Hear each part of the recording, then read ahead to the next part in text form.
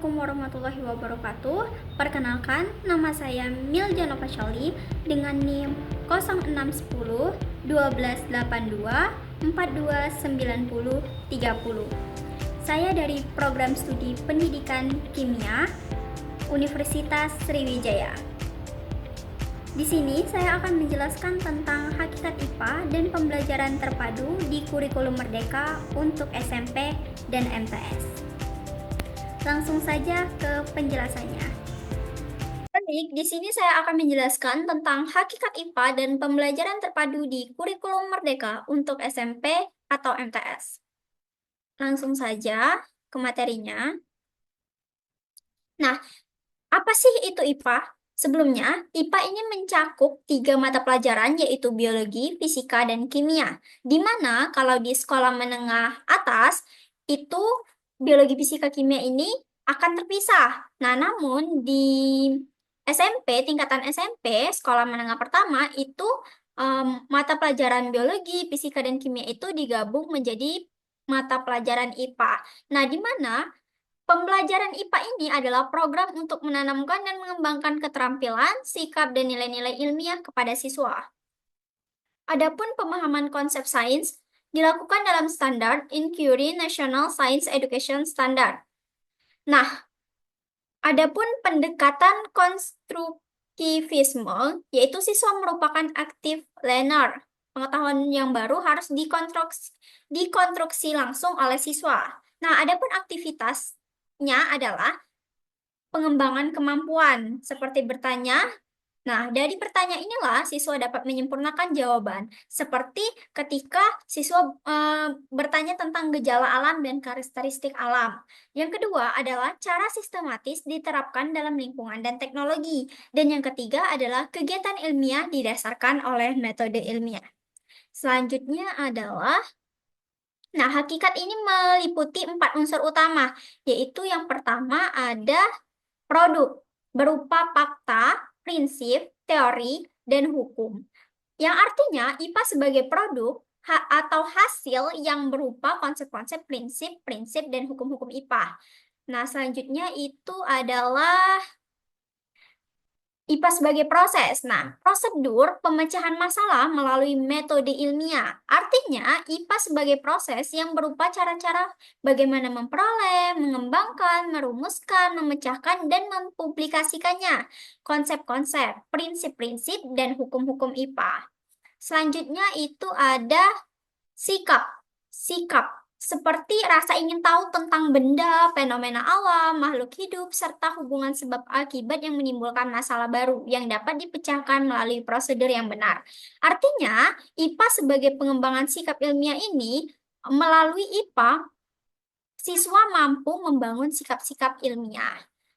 Selanjutnya ada teknologi. Nah, teknologi, aplikasi dari sains dapat mengembangkan kompetensi siswa secara utuh. Selanjutnya itu ada bidang kajian IPA SMP. Ini sebenarnya dibagi menjadi 3, namun ada juga yang namanya pelajaran astronomi. Oke, saya akan menjelaskannya satu persatu, yaitu yang pertama adalah fisika. Nah, fisika ini mempelajari tentang aspek mendasar alam, misalnya materi, energi, gaya, gerak, panas, cahaya, dan berbagai gejala fisik lainnya. Nah, kalau di biologi, itu mempelajari tentang sistem kehidupan mulai dari ukuran renik sampai dengan lingkungan yang sangat luas. Selanjutnya itu ada kimia. Kimia ini mempelajari tentang susunan, struktur, sifat, dan perubahan zat. Dan yang saya bilang tadi yaitu astronomi. Astronomi ini mempelajari asal mula bumi, perkembangan dan keadaan saat ini, bintang-bintang, planet, dan berbagai benda langit lainnya. Oke, selanjutnya itu, nah, keterampilan proses IPA. Di sini bisa kita lihat yang pertama itu adalah merumuskan hipotesis, yang kedua itu merancang penelitian, yang ketiga itu merangkai alat, terus memanipulasi variabel, selanjutnya mengamati dengan panca indera, terus mentabulasi data, selanjutnya menganalisis data, menyimpulkan, dan yang terakhir adalah mengkomunikasikan hasil.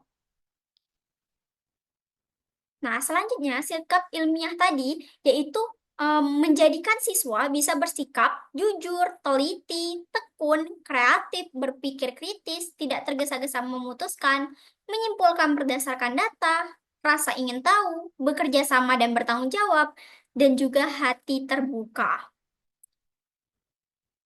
Nah, kita masuk ke pembelajaran terpadu, di mana pembelajaran terpadu adalah sebuah pendekatan pembelajaran yang menghubungkan, merakit, atau menggabungkan sejumlah konsep dari berbagai mata pelajaran yang beranjak dari satu tema tertentu sebagai pusat perhatian untuk mengembangkan pengetahuan dan keterampilan siswa secara simultan.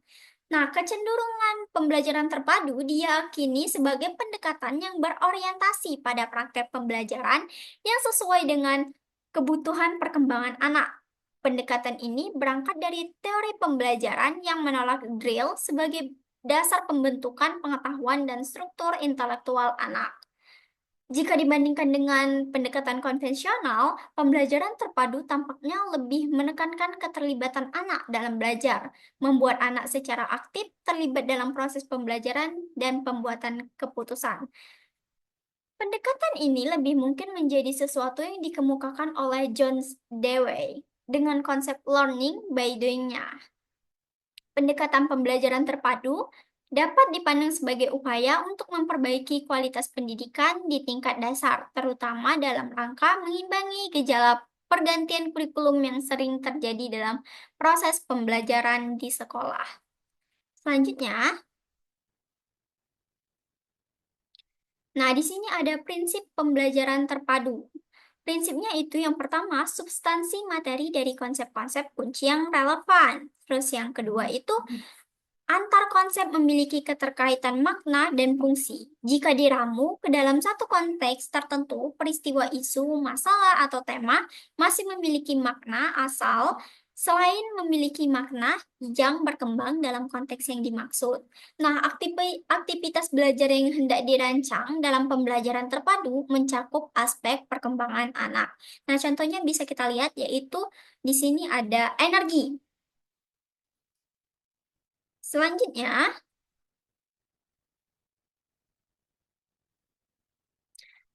adalah ciri pembelajaran terpadu. Di sini ada 3 ciri, yaitu yang pertama holistik.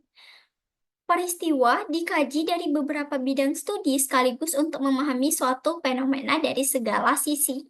Yang kedua, yaitu bermakna. Keterkaitan antar konsep.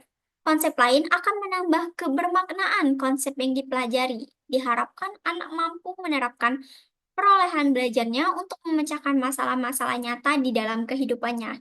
Yang ketiga atau yang terakhir adalah aktif, pendekatan discovery inquiry atau aktif dalam memotivasi belajar siswa. Selanjutnya adalah, nah kekuatan atau manfaat dari pembelajaran terpadu ini, yaitu yang pertama, penghematan waktu dan disiplin ilmu.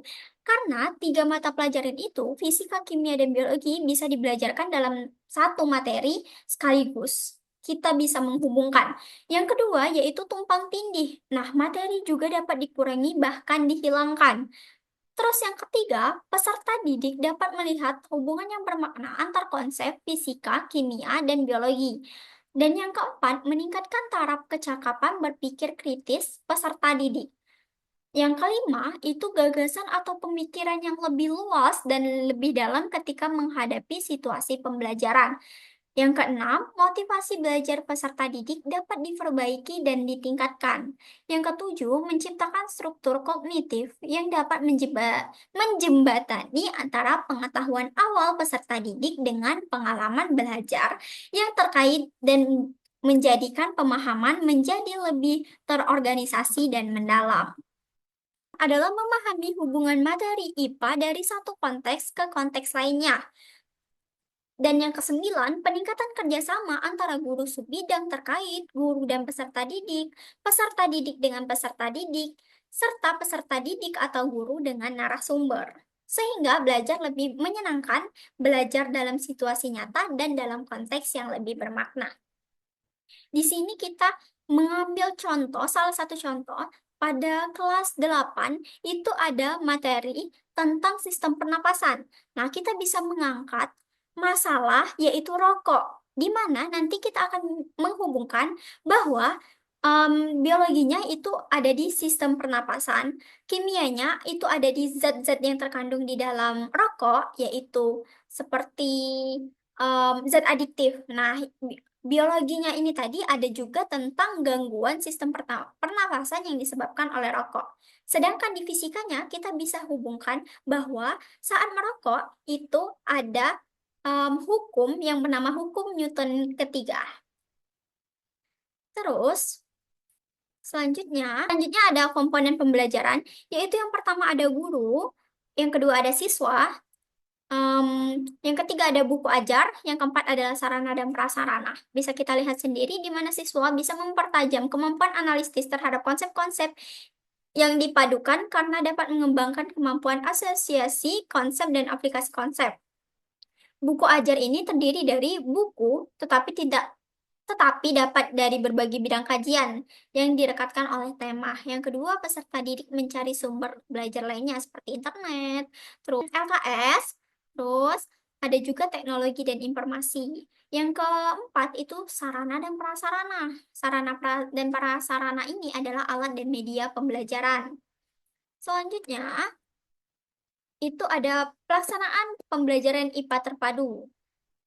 Yang pertama adalah perencanaan pembelajaran. Di sini kita bisa membuat perencanaan pembelajaran seperti yang pertama menetapkan bidang kajian yang akan dipadukan, yang kedua mempelajari standar kompetensi dan kompetensi dasar bidang kajian, selanjutnya memilih atau menetapkan tema atau topik pemersatu seperti tadi rokok. Selanjutnya itu membuat matrik atau bagan hubungan kompetensi dasar dan tema atau topik pemersatu. Selanjutnya merumuskan indikator pembelajaran terpadu. Selanjutnya menyusun silabus pemberdayaan terpadu. Dan selanjutnya menyusun rencana pelaksanaan pembelajaran terpadu. Ini merupakan alur penyusunan perencanaan pembelajaran terpadu. Selanjutnya itu adalah pelaksanaan pembelajaran terdiri dari 3, yaitu yang pertama kegiatan pendahuluan awal, yang kedua kegiatan inti pembelajaran, terus yang terakhir adalah kegiatan akhir atau penutup dan tindak lanjut. Nah, bagian akhir dari pelaksanaan pembelajaran IPA terpadu ini adalah penilaian. Selanjutnya, ini merupakan contoh pemetaan konsep. Bisa kita lihat, di sini ada bidang IPA, bidang IPA-nya biologi, kimia, dan tema. Selanjutnya, itu kita masuk ke kurikulum Merdeka. Nah, kurikulum Merdeka ini adalah kurikulum dengan pembelajaran intrakurikuler yang beragam di mana konten akan lebih optimal agar peserta didik memiliki cukup waktu untuk mendalami konsep dan menguatkan kompetensi. Guru memiliki keleluasaan untuk melihat berbagai perangkat ajar sehingga pembelajaran dapat disesuaikan dengan kebutuhan belajar dan minat peserta didik. Nah, kurikulum Merdeka ini memberikan keleluasaan kepada pendidik untuk menciptakan pembelajaran berkualitas yang sesuai dengan kebutuhan dan lingkungan belajar peserta didik. Selanjutnya itu ada karakteristik kurikulum Merdeka, yaitu ada 3, yaitu yang pertama pengembangan soft skills dan karakter, yang kedua fokus pada materi esensial, dan yang ketiga pembelajaran yang lebih fleksibel. Proyek untuk menguatkan pencapaian profil pelajar Pancasila dikembangkan berdasarkan tema tertentu yang ditetapkan oleh pemerintah. Target pencapaian pembelajaran tertentu sehingga tidak terikat pada konten mata pelajaran. Selanjutnya itu kita masuk ke capaian pembelajaran. Tujuan pembelajaran umum dalam kurikulum Merdeka disebut dengan istilah capaian pembelajaran, yaitu deskripsi tentang kompetensi dan ruang lingkup materi yang harus dikuasai siswa pada akhir fase. Selanjutnya itu ada alur dan tujuan pembelajaran IPA. Alur tujuan pembelajaran ini dikembangkan dari capaian pembelajaran IPA yang membawa semangat untuk menyediakan ruang di mana peserta didik dapat melatih sikap ilmiah yang akan melahirkan kebijaksanaan dalam diri pelajar. Nah, di sini ada capaian pembelajaran yang terdapat di Kemendikbud. Bisa dilihat. Selanjutnya, itu ada profil pelajar Pancasila. Dengan mempelajari IPA secara terpadu, pelajar mengembangkan dirinya sesuai dengan profil belajar Pancasila yang terbagi dalam dimensi profil berikut: beriman, bertakwa kepada Tuhan Yang Maha Esa, dan berakhlak mulia, berkebenekaan global, bergotong royong, kreatif, mandiri, dan benalar kritis. Selanjutnya, itu ada karakteristik pendidikan IPA, yaitu ada dua elemen utama dalam pendidikan IPA, yakni yang pertama pemahaman IPA, dan yang kedua keterampilan proses atau inquiry. Untuk menerapkan sains dalam kehidupan sehari-hari, setiap elemen berlaku untuk 4 cakupan konten, yaitu makhluk hidup, zat dan sifatnya, energi dan perubahannya, serta bumi dan antariksa. Nah, mungkin itu saja yang bisa saya sampaikan.